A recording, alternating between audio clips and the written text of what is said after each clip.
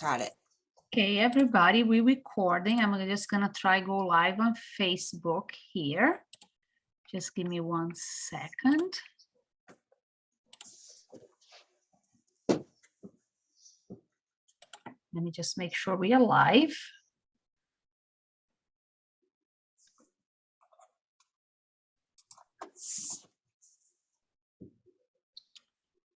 One second, it's going.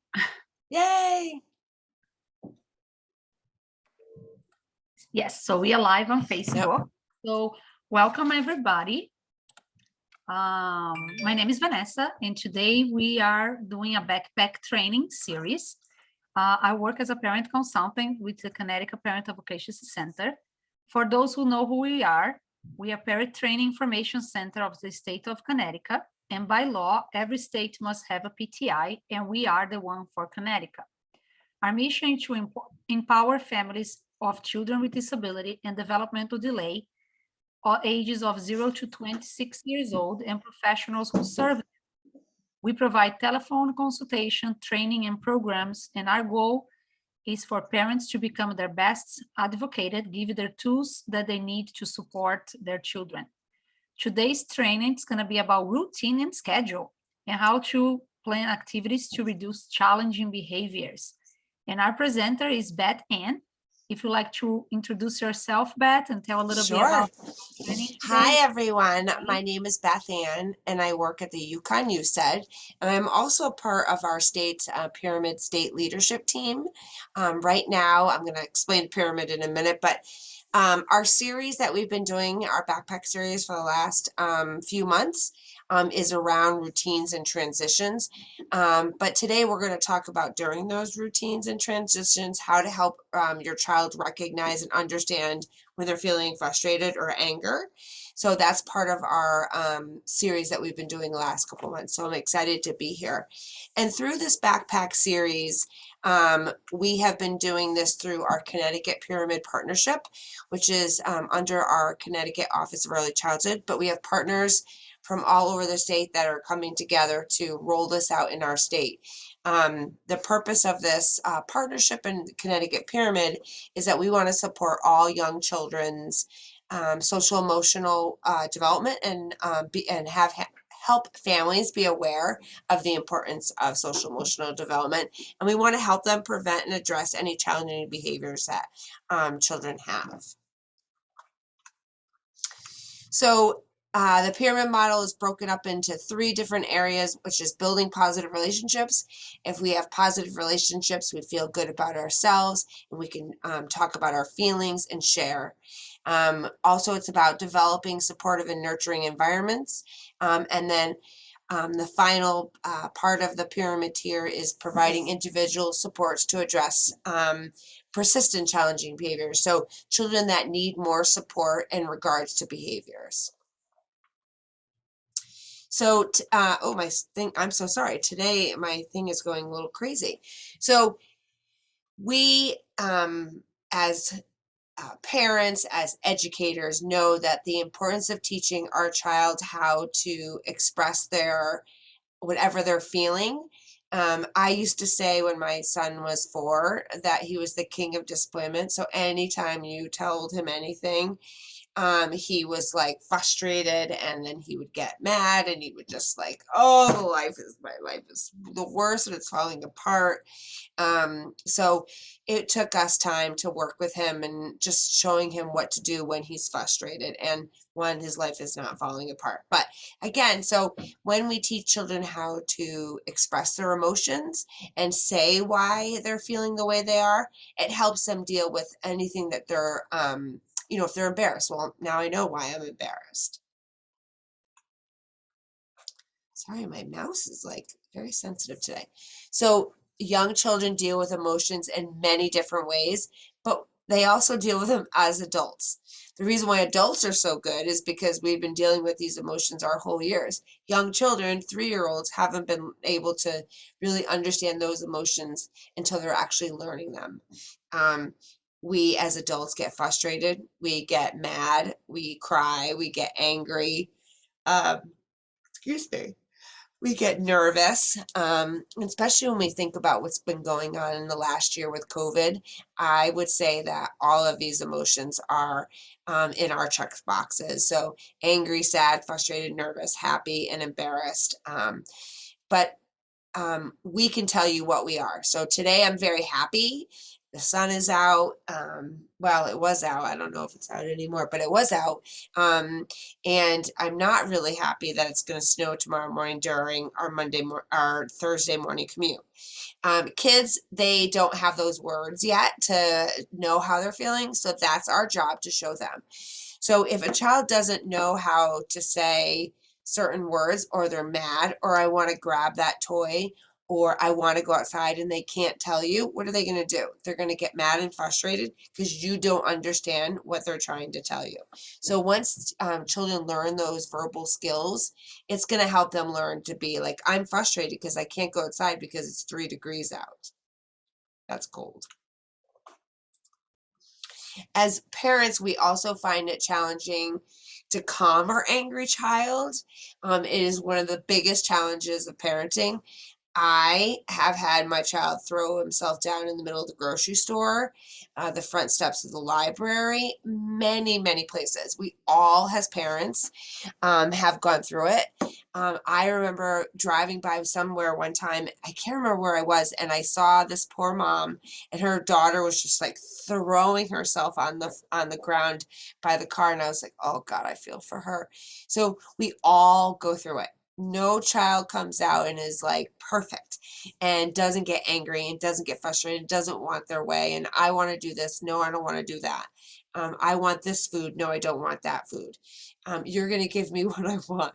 So there are many ways that we can help children deal with those emotions and those angry feelings in different ways, just as adults as we do. But as adults, sometimes we all can get angry at something and have a hard time letting it go. So we're actually role models for children. So if we're mad about not being able to go somewhere because the snow is coming, we're going to say, oh, I'm so mad. I really wanted to go there tomorrow, but now we can't because it's going to snow. So it's us showing them how to use their emotion words and letting out how they feel. Also, I think that when you're teaching a child about being angry, we don't ever want a child to think being angry is a bad thing. Everybody gets angry. So we just want to teach them the best way, what is the normal way for them to understand what angry is. So most times we want parents to take their kids aside and help them understand what those new words mean, and give them examples. So use yourself as an example on why that you could be angry or how you could be frustrated in your own situations, and that may click with your child. When you're recognizing the names of these, each of these emotions, and you're putting something to it, it helps them. It's the first step being able to control their own behavior. So when your child is able to recognize the feeling and say, I'm angry, it also reduces the time that they will be acting out because they understand that they're angry. They understand there's a word to the emotion, not just the emotion that they don't know what it is. And if they don't know what it is, what are they going to do? They're going to act out. So things that you can try at home is notice and label when your child is having those hard, rough times or angry. We do know bedtime is a tough time in some people's houses. I don't want to go to bed. I don't want to go to bed. I'm not tired. So just taking those opportunities of times of days where you can label those emotions. My favorite is when your child doesn't like what the food that you're eating, that they're upset that I am giving them some, I'm making chicken and they don't like the way the chicken is cooked. So they're telling me that they're angry that they have to eat that food. So there could be meal times that we talk about emotions. So you might want to say, I'm feeling angry in my body and my heart is beating fast and I feel like a volcano inside. So I'm going to take some deep breaths. I'm going to blow out maybe a candle or blow towards flowers, and that's going to calm me down. I'm going to share a great book that you can use too. You as a parent could say that I see that you're angry and your hands are making fists and your eyes are so big. So explain to me What's wrong? Tell me why you're angry. Let's talk about what is making you so upset, and why did you hit your sister, or why did you throw a ball across the room? So let's talk about that, and what can we do to calm yourself down? Sometimes kids just take a minute. They need a minute just to calm their little bodies down and kind of self-regulate, just like as we do. Like if, for an example, we're driving to we're driving on the highway and someone cuts us off. What's the first words that want to come out of our mouth, or how frustrated we are? So there's always a way to label it. So encourage your child to move. So as adults, we sometimes release stress at gyms, or going for a run, or going for a walk, some way to change their body experience. Children's movement helps them move. So maybe changing the situation that they're in, and maybe going outside and running, or riding their bike, or taking the dog outside, or maybe running down the hallways of your apartment building and just getting some air. Also, give them a pillow. Say, scream as loud as you want in this pillow. Let out all those angry bugs that are inside of you. And also, I wouldn't say to, throw the pillow across the room, because we don't want to encourage objects flying across the room. Excuse me. My goodness. So a really good calming down skill is that we want children to who don't understand the words about calming down. There's a really great book, and I actually sent this PowerPoint, but I can show you where you can link to get the book. It's called Tucker Turtle Takes Time to Tuck and Think. So it's all about how he gets angry, and then how does he calm his body down. So he goes into a shell, because he's a turtle. So he climbs in the shell and he calms himself down. It's a great tool for teaching the skill, and it's a great book that you can read with your kids. It's online. You can print it out at home if you have a printer, or you can read it just online, and it's free. Remember, behavior is a form of communication. So a child that's exhibiting behavior is trying to communicate something to you. So the bottom line is angry is a feeling of all of us. We have it time to time. Our goal is not to try to get rid of anger in our children or ourselves, but rather find a way to teach your child and yourself a useful and acceptable way to manage those feelings. You could teach your child that anger is a natural, healthy emotion, that we all get angry at some times in our life, but we just need to learn how to express it appropriately. And then finally, a child who's been taught to recognize and understand anger in others will be less likely to express anger in aggressive ways and in destructive ways. So if we're teaching them where that feelings are coming from, and it's okay to be angry about something, the ability for young children to be able to manage those feelings and solve problems is a lifelong skill that is necessary for happy and healthy kids. I'm still angry COVID is around. So that doesn't really purpose this training, right? So a lot of these tools are located at the NCPMI website. Let's see if I can link it here for you. Copy. I'll share, and so I can put the link in the chat so you guys can look it up. But the book is great. So does anyone have any questions while I'm getting this link for you? No questions, but I guess no questions, but I don't think I necessarily bottle or want them to bottle their emotion, but I like the whole giving them another option, like screaming in a pillow or something. Yeah, For me, yeah. I always thought like any type of, I always like send them away, like you need a minute to go up to your room and whatever.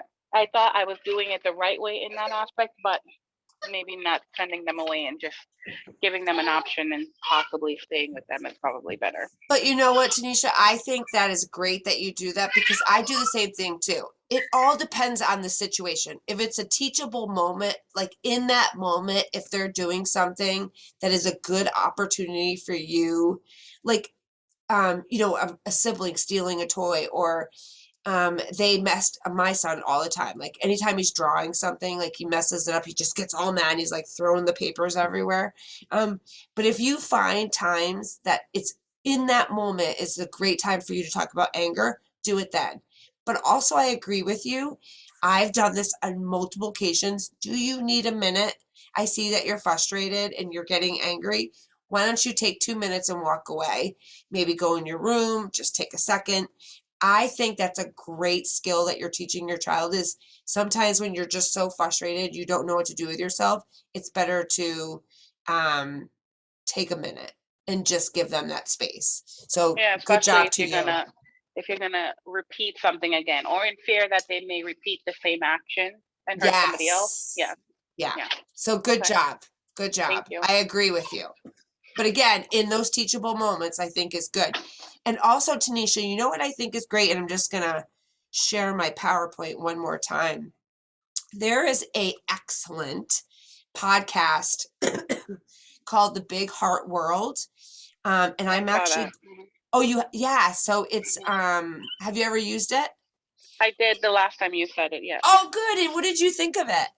I thought it was good. My 6-year-old actually, he sat and listened with me with it, Oh, and he good, was good. asking to do it again. Yeah. Yeah, so they have a new one they just released, but I love it because there's kids on the podcast, so it's so much more relatable.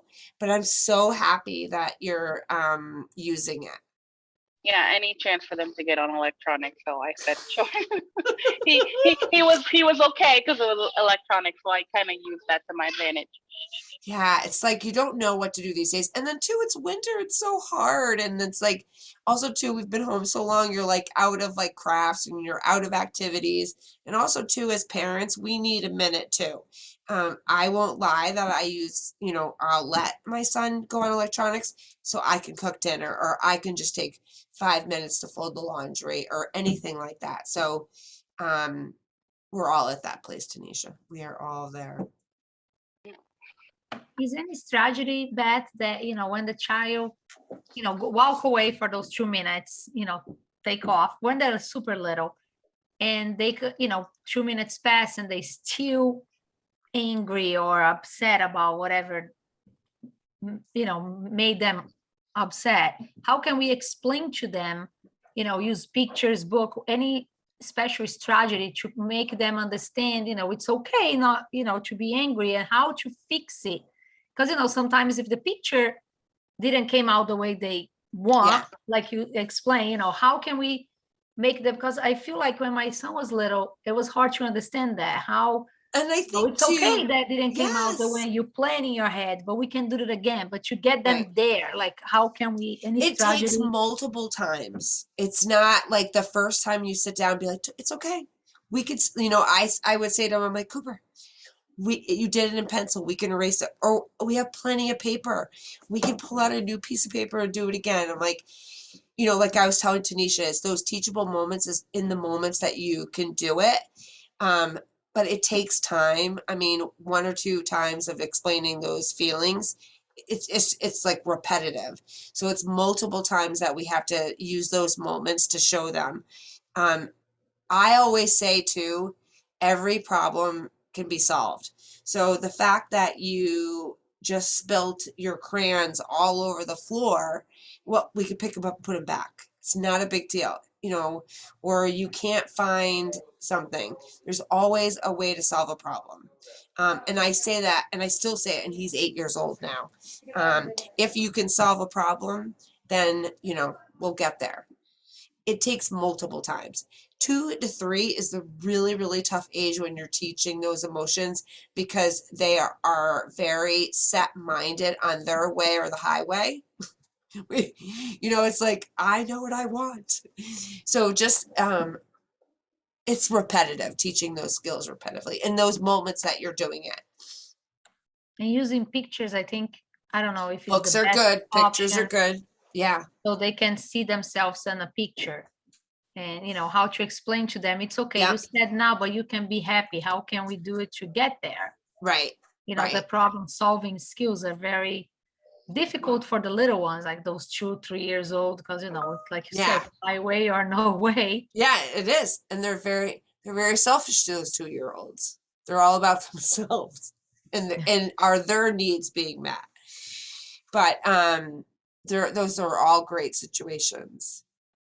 So it takes time, but you just need to start young. And like Tanisha, I think it's great that she was do you need a couple of minutes? Why don't you go up to your room? And you're not using it as a punishment. You're just saying, I think you need to take a minute. As adults, we need to take a minute. I hide in the bathroom and they still find me. They always do. They always find us when we try to hide. It's just difficult to, to teach them to understand. I think to make them understand that it's okay. Yeah. It's always, we can fix it. We can do it again. That's, I think, is the trick part for families, how to get them there to realize, we can't play outside today because it's raining, but tomorrow is going to be sunny. Right. For them to associate that, later we can fix, or tomorrow we have another opportunity. Yeah, I'll be like, I'm going to pull up the weather app. Oh, look, tomorrow's sunny. Yeah, that's good. And then also, like, to prevent, I think as a parent, you see that, when it's going to happen with your own child. Right. What triggered them, I think it's a good strategy to try recognize what triggering them to get the behavior or get upset. Like I have example, like I couldn't drive to one way because for some reason that way it was triggering a bad behavior in a car. I'm like, I have to go this way, but we can maybe go around the block to prevent that. And then, but I think it's important. Sometimes we just kind of have to maneuver ourselves too. So any other questions?